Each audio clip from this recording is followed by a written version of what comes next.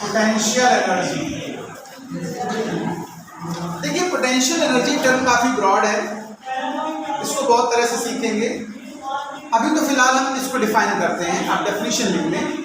Potential energy होता क्या, देखिए अगर किसी ऑब्जेक्ट में रेस्ट की वजह से एनर्जी है, energy due to position of rest is known as potential energy. लिख लीजिए इसकी definition, the energy due to the position of rest, the energy due to the position of rest is known as potential energy, is known as potential energy।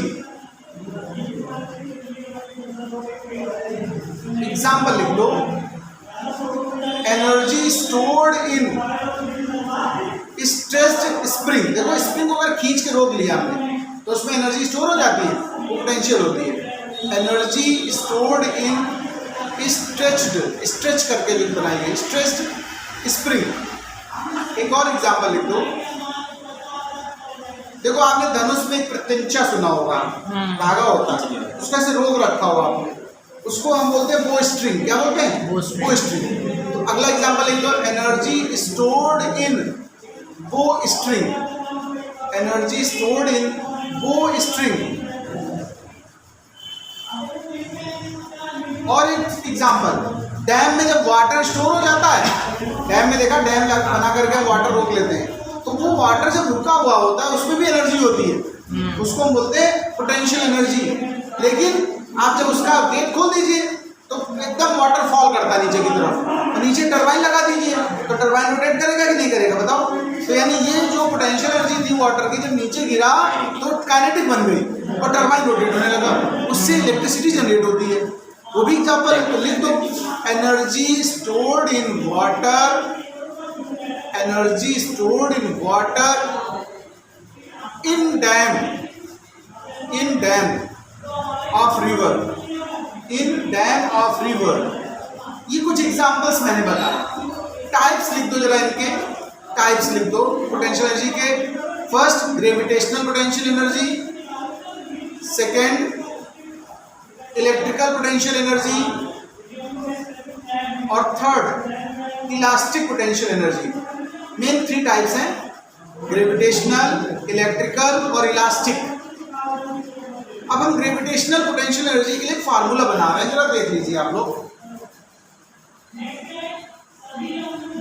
देखो जरा गौर से, अगर suppose करिए कोई मास m का ऑब्जेक्ट है तो इसका वेट mg डाउनवर्ड काम करेगा कि नहीं करेगा, बताओ। yes, कोई मास है m, उसका वेट mg डाउनवर्ड होगा।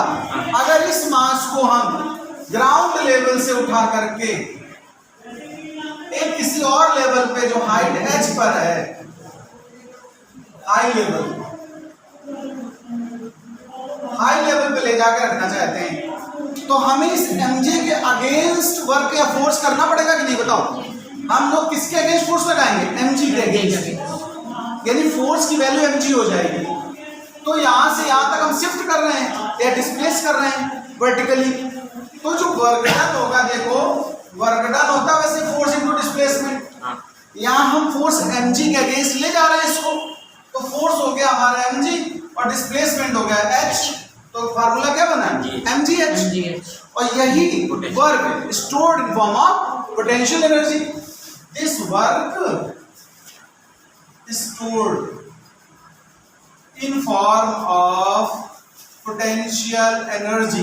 तो रख लीजिए इसको, पोटेंशियल एनर्जी का सिंबल U होता है, ये बन जाएगा हमारा mgh।